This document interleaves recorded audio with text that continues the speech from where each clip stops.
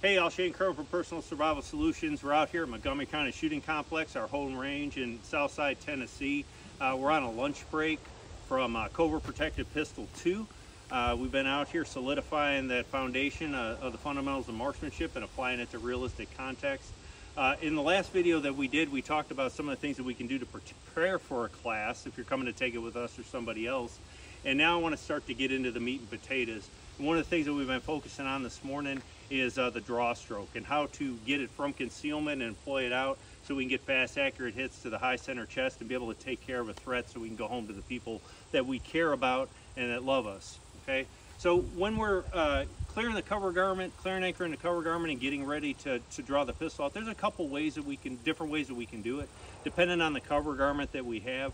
As we start getting into fall and winter and the inclement weather and we have jackets and vests and things like that, they can pose some problems for us, okay? And I'll get to that in a different video series, but right now I've just got a closed garment. We've got closed and open garments. This one, like my polo shirt or a t-shirt or a sweatshirt, something that doesn't have an open front, that'd be considered a closed garment. Open front, a button-up shirt that's unbuttoned, or those jackets or vests that we talked about. Okay, when I'm looking to clear the cover garment and draw the gun, I want it to be as robust and reliable and consistent as I possibly can be and as efficient as possible. The key word on that is being robust, because I want it to work as close to 100% as humanly possible every single time. Because when I'm out in the world, when it comes time and I created the opportunity and it's an appropriate time for me to go to the gun, I need it to be reliable so I can get the gun out and not be fumbling with my cover garment and draw stroke.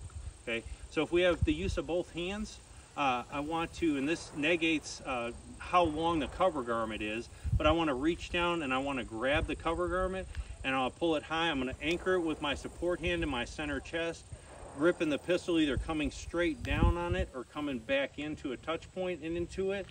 And then if I want to bounce and get inertia, once I've established that grip, I orient the muzzle out, marry my two hands together, get that good neutral grip, and drive it parallel to the ground and out into my line of vision. Okay? When I go to put it back into the holster, my support hand is going to break. It's going to come down and clear and anchor the cover garment, and I'm going to look that gun back into the holster.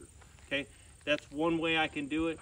If one of my hands is busy doing something or holding something as I'm dropping it, I can do the same technique with just my support hand. I'm going to reach down, grab as much material as I can, pull it up high, clear and anchor it to my center chest, establish that grip, bounce and orient the muzzle, bring my two hands together and drive the gun out into my line of vision. Finding that sighting system that I have in an acceptable target area, assessing the situation to ensure that it's still warranted that I shoot, and then apply as many shots as I need until they're a threat no more. Okay. Again, clear and anchor my cover garment and look it back into the holster. One of the methods that a buddy of mine, Scott Jadalitsky, teaches is we can take that support hand and we can go to our belly button because it doesn't move. I know that we're getting into the winter and sometimes we add a little bit bigger combat platform when we eat too much food. It's going to move out, but it doesn't move up or down. So I'm going to take my hand north and south.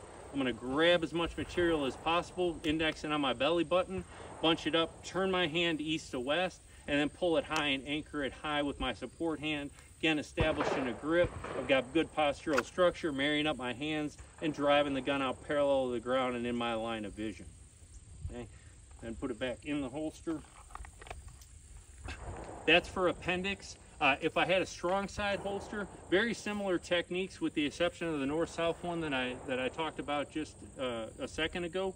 Okay. If my gun is on the side, whether it's inside or outside the waistband, if I have a closed garment, again, if I have both hands, I'm going to reach over, I'm going to grab as much material as I can. As I pull straight up to start to clear the gun, and I let go with my master grip hand, my support hand is going to kind of windshield wiper, bringing that again back to the center of my chest so I have a good consistent place to where I can grab that grip, establish or marry up that grip. Then I can establish that grip, bring the gun out, orient it, and drive it straight out onto the target. Same thing if I'm going to do one hand, pull straight up, windshield wiper it over, and I can grab that grip. Okay, I'll get into drawing and clearing a cover garment one-handed in a later video. Okay, the one last technique that I want to show for appendix or strong side with a closed cover garment, this is the most robust one. that's out there, but it does slow us down just a titch. And I can get the cover garment out of the way. Okay, so I can grab the cover garment with my firing hand. I can grab the material, I can pull it, and I can anchor it behind the gun. So now it's out of the way completely. I can establish that grip, and I can marry up my hands, get the gun parallel to the ground into my line of vision. Okay, if I'm going to do it from a strong side instead of anchoring it to the back, what I want to do is grab it and I want to come to the front. We find that it gets it out of the way and hooks it onto the gun and the holster that we have a little bit more efficiently for a strong side. Okay? But that's the most robust way that we can clear and anchor that cover garment and just completely get it out of the line, clearing up that center line so I can draw the gun out and have a good presentation. Okay? I'm just going to do a draw stroke here and a couple shots to end it. Okay? So we're going to put eyes and ears on. We're going to tell people behind us, hey, put ears on. They're back there having lunch. Okay? And we don't have enough time to practice, so I'm going to get a practice draw stroke out.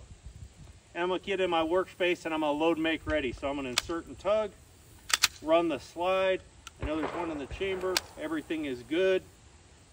Clear and anchor my cover garment, look it back into the holster. Hand position can be wherever. It can be natural. They could be up in a non-threatening but available position. Can have my arms crossed. It doesn't really matter. I'm going to go with arms crossed on this one. Okay, so I'm here. I identify a threat. They meet that preamble. I'm going to clear and anchor the cover garment, establish a grip. I scan